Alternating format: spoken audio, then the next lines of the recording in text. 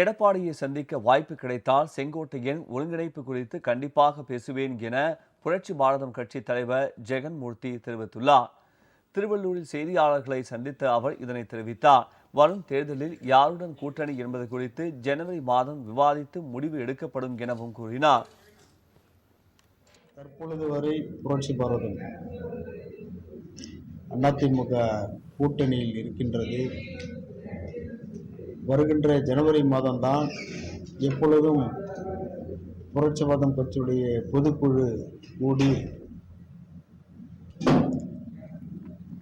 பல தீர்மானங்களை நிறைவேற்றுவோம். அதிலே தேர்தல் பற்றியும் விவாதிக்கின்ற பொழுது யாருடன் கூட்டணி என்ன என்பதையெல்லாம் அந்த பொதுக்குழுவை தான் விவாதித்து அன்றைக்கு அறிவிப்போம். பரமக்குடி அருகே 4 வழி சாலையில் சென்ற